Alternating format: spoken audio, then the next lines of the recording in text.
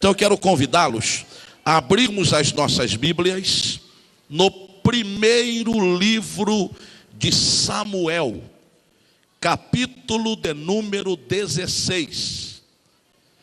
Quero ler com vocês um verso apenas, que é o verso 13. Primeiro livro de Samuel, capítulo 16 e o verso 13. Se você achou aí, diga amém comigo.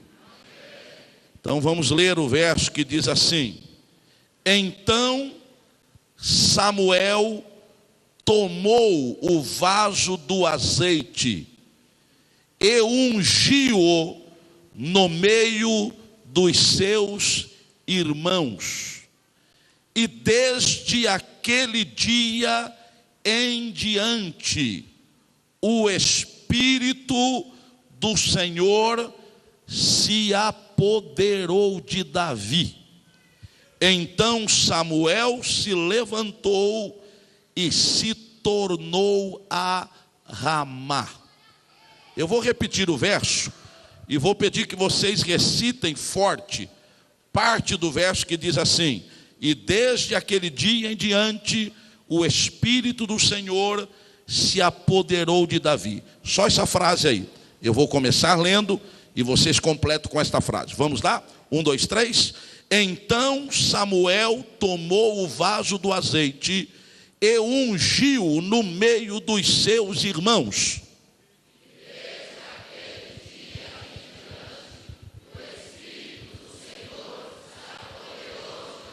Quantos podem dizer amém por esta leitura? Queridos, este verso está inserido dentro de um contexto histórico muito interessante. Saul reinava em Israel. E diferente do que algumas pessoas tentam afirmar, Saul foi dado como rei a Israel pelo próprio Deus. Entra aí uma questão de tempo. Não era o tempo de Israel ter um rei. Mas quando eles pedem a Deus um rei, Deus dá a Saul como rei, satisfazendo um pedido da nação. Mas Saul não se conduzira como Deus queria que ele se conduzisse. Durante o seu reinado, Saul se dá à prática de algumas ações que comprometem o seu relacionamento com Deus e trazem a possibilidade de sérios prejuízos à nação de Israel. O que é que Deus faz? Deus, entendendo aquela situação, Deus começa a preparar uma outra pessoa que reinaria no lugar de Saul. Deus, segundo a descrição bíblica, ele rejeita o reinado de Saul. E ele começa a preparar alguém para substituí-lo. Samuel era o homem escolhido por Deus para ungir este novo rei. Mas Samuel, entendendo a responsabilidade que estava sobre os seus ombros, ele hesita a fazer aquilo que o próprio Deus já havia determinado que deveria ser feito. A ponto de Deus chamar Samuel e dizer: Samuel, até quando você vai suportar Saul reinando sobre Israel, uma vez que eu tenho rejeitado o seu governo?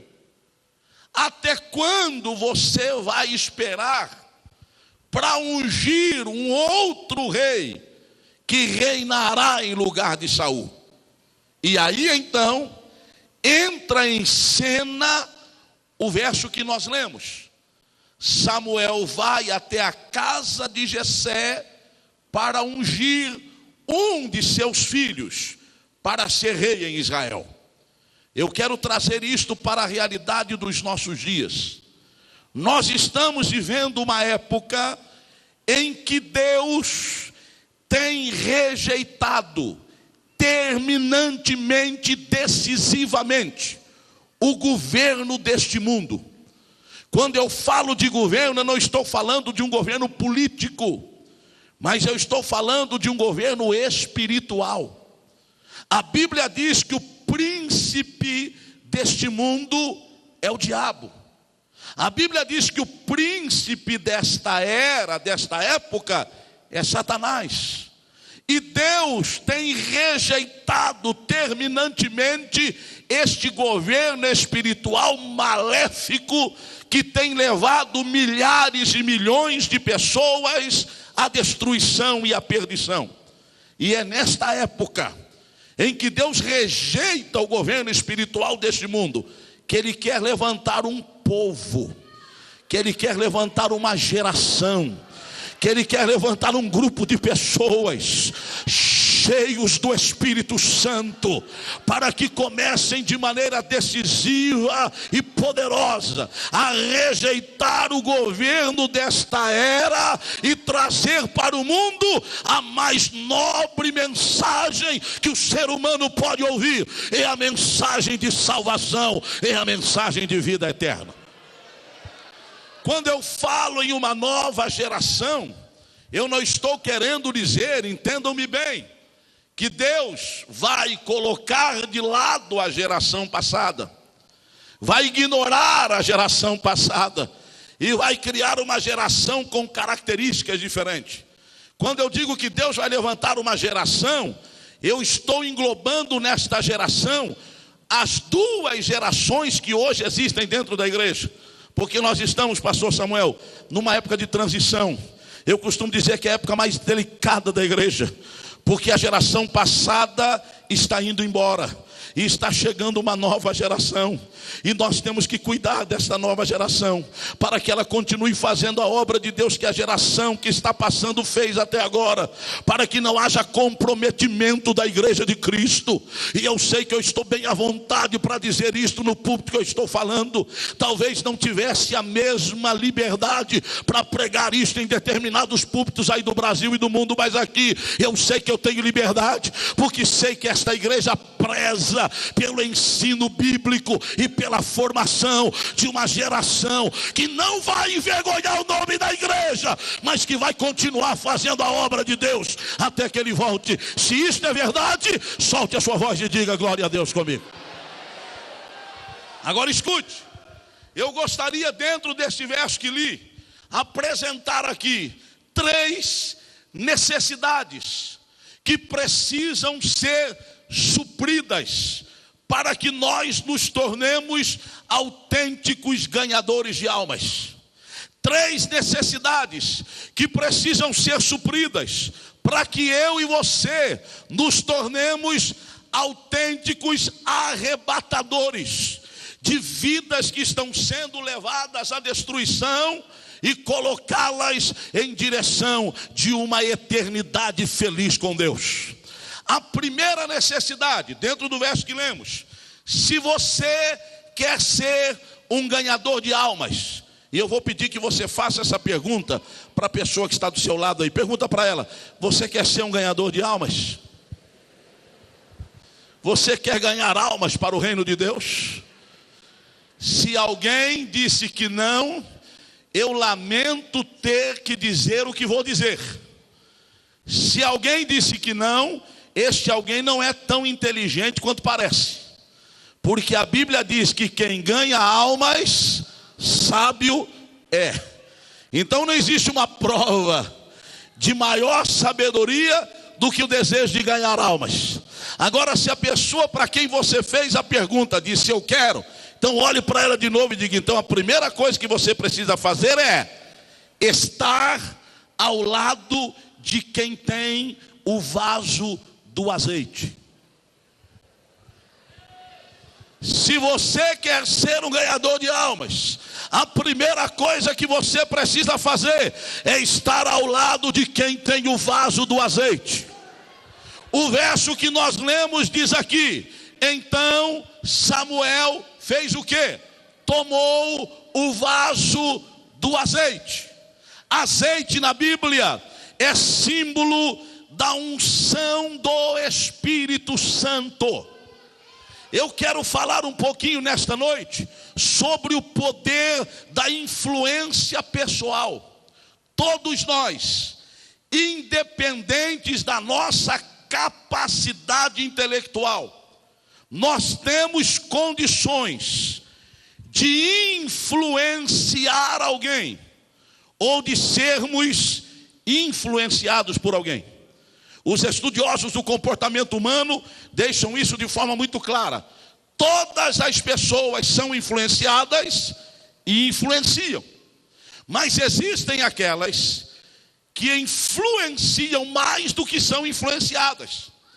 E existem aquelas que são mais influenciadas do que influenciam.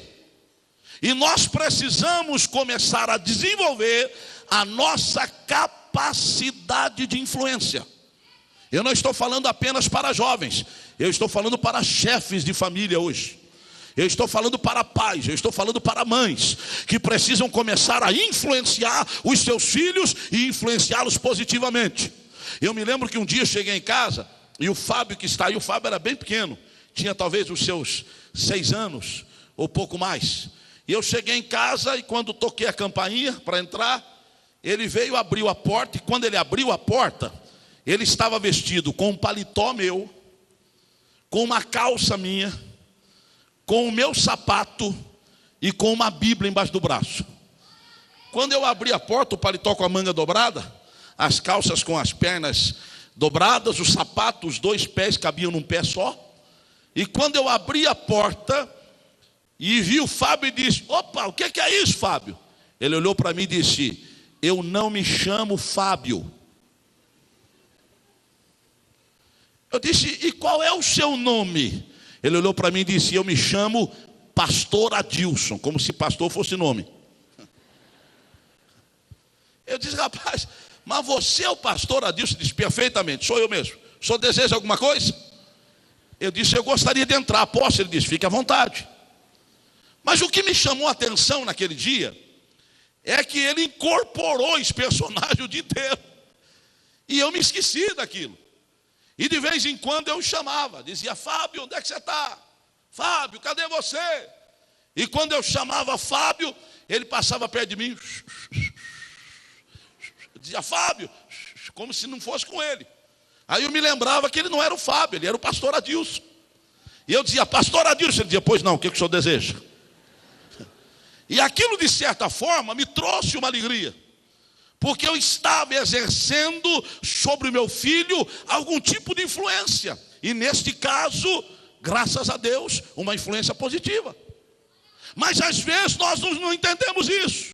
Quando Jesus Cristo foi crucificado lá na cruz, após a sua morte, a Bíblia diz que estavam 7 discípulos juntos. O primeiro deles, chamado Pedro, sabe o que ele disse? Ele olhou para os outros 6 e disse: eu vou pescar. Meu irmão, se nós estivéssemos lá, se eu estivesse lá, talvez eu diria para Pedro: mas que história é essa, Pedro? Jesus já te tirou desta vida. Quando você teve um encontro com Jesus, Jesus disse: a partir de hoje, você não será mais pescador de peixes. A partir de hoje você será pescador de homens, de almas. Que história é essa de voltar a pescar? Mas o que eu acho interessante é que nenhum dos 6 disseram absolutamente nada. Quando Pedro disse: vou pescar, os outros 6 olharam para ele e disseram: nós iremos contigo. Pedro exerceu sobre eles uma influência negativa. E aí está um perigo, queridos, de nós nos entregarmos a este tipo de influência. Em contrapartida, nós temos a história de Elias, quando encontra com Eliseu arando a terra, e quando ele olha para Eliseu, Deus lhe faz entender que Eliseu seria, de certa forma, o seu sucessor. E Elias tira a sua capa, lança sobre Eliseu, e Eliseu entende a chamada de Deus. Diz a Bíblia que na mesma hora ele abandona o arado, pega a madeira do arado para fazer uma fogueira, pega o boi que ele estava arando como sacrifício, oferece um sacrifício ao Senhor e segue Elias. E nós vemos que durante o pouco tempo que Eliseu seguiu Elias, ele entendeu que a influência de Elias podia mudar a sua história.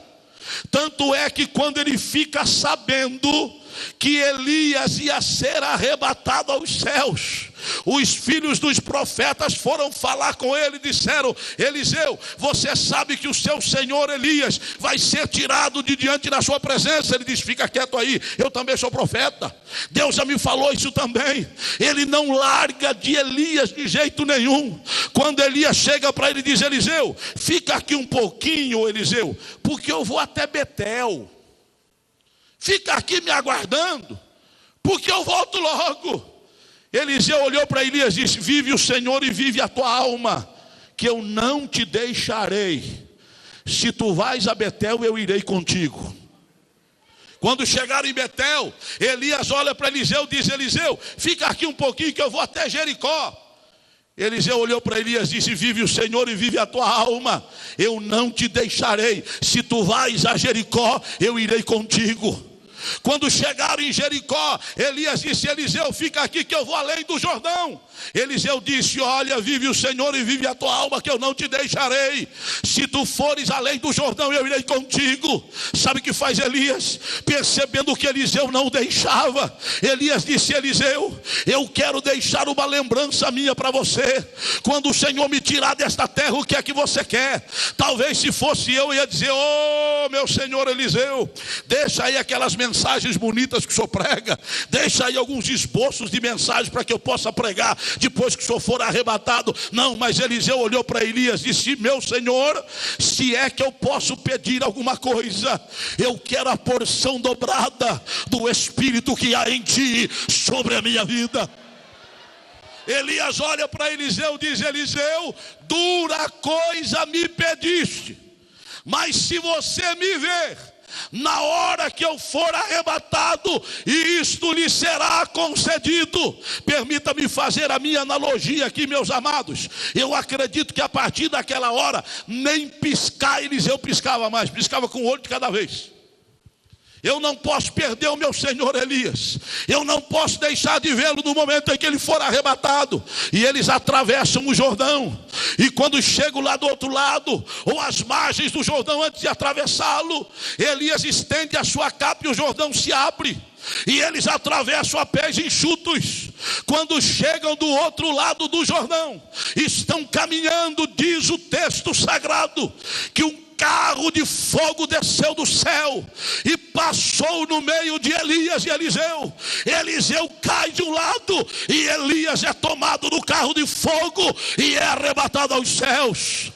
Quando Elias está sendo arrebatado, ele deixa cair a sua capa, e Eliseu corre lá e apanha a capa de Elias. E aí ele se lembra da palavra do seu Senhor: se você me ver na hora que eu for tirado de diante de ti, o seu pedido será concedido. E Eliseu volta, e quando chega às margens do Jordão, ele diz: quero ver se o meu pedido foi concedido mesmo. Há poucos minutos atrás, Elias estendeu a mão e o Jordão se abriu. Eliseu pega a capa de Elias, levanta a capa e brada ao Deus do céu, dizendo: onde está o Deus de Elias? E quando ele fere as águas, o Jordão se abre, porção dobrada do Espírito que estava sobre Elias, agora sobre Eliseu. Você consegue entender a importância de estar ao lado de alguém que tem sobre a sua vida o poder do Espírito Santo? Você entende a importância que há em conviver com alguém que vive em constante comunhão com Deus? Se você quer ser um instrumento nas mãos de Deus, comece a andar com quem tem o vaso do azeite. Comece a conviver com quem tem a unção do Espírito. Dá para dizer glória a Deus ou é difícil, meu irmão? Eu comecei a andar com irmãos que gostavam de orar. Eu tinha 10 anos de idade. Morava numa pequena cidade do interior do estado. Meu pai era um próspero empresário na cidade. Meu pai não tinha tanto tempo de ir às vigílias, não obstante fosse um homem muito aplicado na igreja. E todos os sábados à noite havia um grupo de irmãos que ia a uma chácara a 8 quilômetros de distância para orar. Eram 5 irmãos. Irmão João Camargo, irmão Amador Camargo, irmão Aparecido, irmão José Luiz e o irmão Jesus. Até um Jesus tinha no meio. E eu comecei a ir com eles, 10 anos de idade. Eu me lembro que éramos em 6 comigo e só tinha uma bicicleta. E nós levávamos a bicicleta na vigília todo sábado. E um dia eu perguntei para mim, não podia deixar a bicicleta em casa, já que ninguém monta na bicicleta, todo mundo vai empurrando? Mas é porque a bicicleta servia para transportar o acordeon, a sanfona, né? Que era o que nós usávamos para a vigília. Simplesmente usada para carregar o acordeon. Nós íamos empurrando a bicicleta. 8 quilômetros para ir, 8 quilômetros para voltar. Aprendi a orar com esses irmãos. Aprendi a buscar a Deus com eles. E me perdoem, queridos, sem querer fazer apologia a nada. Me perdoe, pastor Samuel. Mas não era com muitas vigílias que nós temos hoje, não. Que se canta 2 horas e 50 minutos. Se prega mais 1h20. E aí faz uma oração de 10 minutos para terminar a vigília. Aquele tempo era 3 horas de boca no pó, meu irmão. 1h30 de oração. Depois levantava, cantava 2 hinos da harpa. O dono da casa, dependendo da casa, fazia um chá com bolacha. Quando não tinha nem chá com bolacha, tinha na vigília. E depois voltava para mais 1h30 de oração. Eu comecei a andar com estes homens que gostavam de orar. E Jesus me batizou no Espírito Santo. Se você quer ser cheio do Espírito Santo, comece a andar com alguém que tem o vaso do azeite, meu irmão. E deixe-me ser um pouco mais franco esta noite. Até na igreja, ouça-me aqui, até na igreja, procure sentar-se ao lado de quem tem o vaso do azeite. Sabe por quê? Não me tenho por mal, tenho compromisso com Deus, com a palavra hoje. Tem gente que na igreja, ao invés de fazer bem, faz mal, meu irmão. Tem crente que se você sentar do lado dele num culto de 2 horas, é perigoso você pegar uma gripe ou uma pneumonia, meu irmão.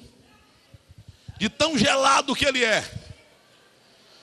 Tem crente que aproveita o tempo do culto para contar todo tipo de conversa. Tem gente que até negócio faz, meu irmão. Vende carro, negocia bicicleta, compra casa, troca de emprego. E o culto termina, você vai conversar com ele e não sabe nem o verso que foi lido da mensagem. Querido, se você quer ser abençoado, mantenha a distância dessa gente. Sente ao lado de quem tem o vaso do azeite. Sente ao lado de adoradores. Sente ao lado de quem adora a Deus. Eu sei que há adoradores aqui esta noite. Eu sei que há pessoas que vieram aqui para adorar a Deus. E se isto é verdade, solte a sua voz e o glorifique. Adoradores aqui estão.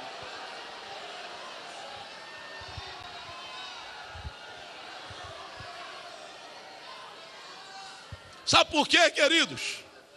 Os dias que nós estamos vivendo hoje são complicados.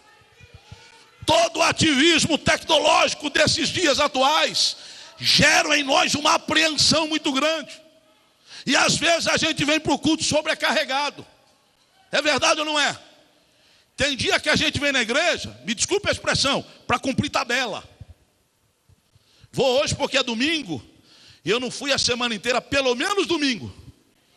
Mas você se senta aí desiludido da vida, angustiado, cheio de problemas, cheio de necessidades. Se você sentar ao lado de alguém tão vazio e tão angustiado quanto você, você vai sair daqui pior do que quando entrou. Mas se você chega nesta condição, mas se senta ao lado de quem tem o vaso do azeite, o resultado será outro. Mesmo que você esteja para baixo, meu irmão, de repente você está sentado aí, preocupado com o que vai acontecer amanhã. Mas o irmão da esquerda, daqui a pouquinho solta a sua voz e diz aleluia. O da direita, daí alguns minutos, diz glória a Deus. O da frente levanta as mãos para o céu e diz louvado seja o Senhor. O de trás abre a boca e fala línguas estranhas. Quando você menos espera, você está cheio da glória de Deus também. Quando você menos espera, a apreensão foi embora e você está adorando ao Senhor. Pode fazer o teste esta noite. Solta a sua voz e adore a Deus. Você vai influenciar pessoas.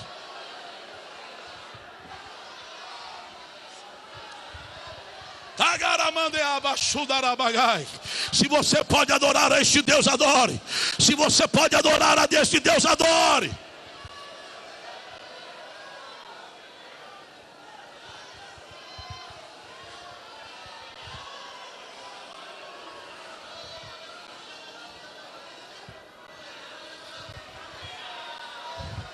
Deixa eu radicalizar um pouquinho aqui hoje. Não se assustem não. Dá uma olhadinha para o seu companheiro de banco aí.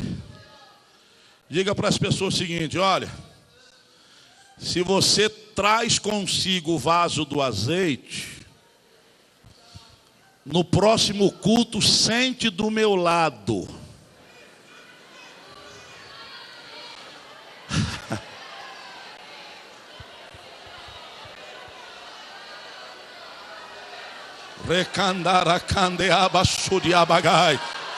Pode adorar a Deus.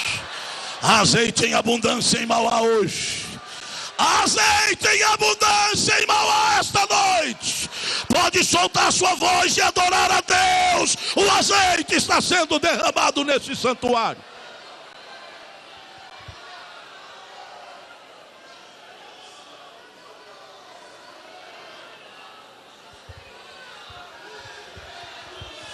Tem azeite aí, meu irmão?